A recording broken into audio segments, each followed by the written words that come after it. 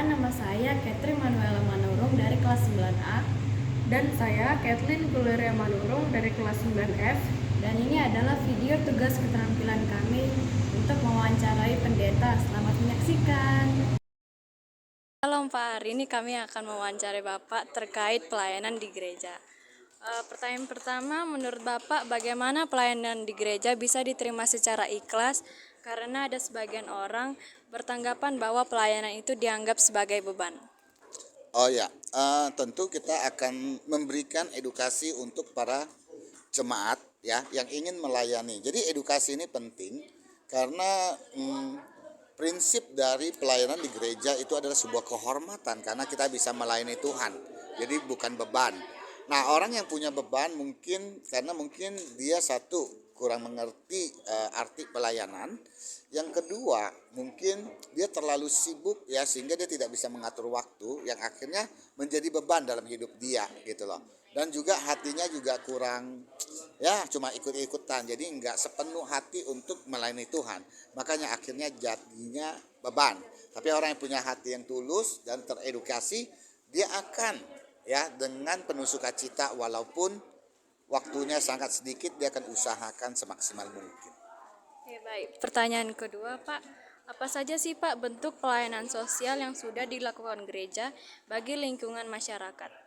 Oke, kalau untuk masyarakat di sekitar ya gereja itu kita udah lakukan seperti pembagian sembako ya sembako, dan untuk jemaat sendiri juga kita ada pembagian sembako bagi jemaat yang memang penghasilannya sudah tidak ada.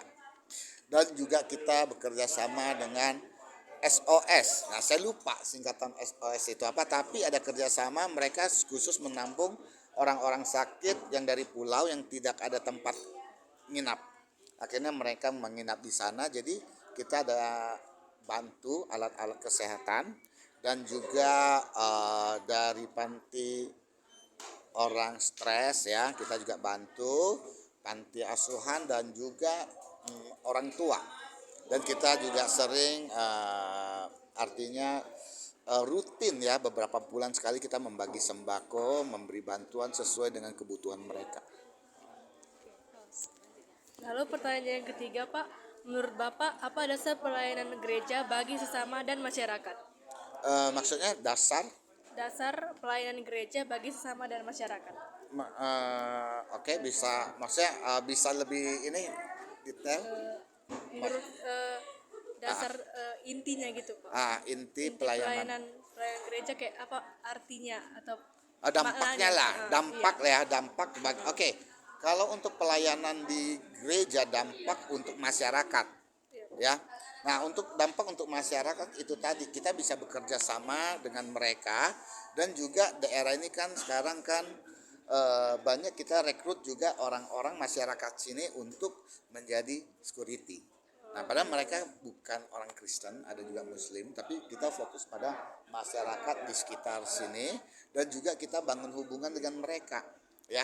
Bangun hubungan artinya ya ada komunikasi sehingga tidak terjadi yang namanya salah paham dan sebagainya. Oke.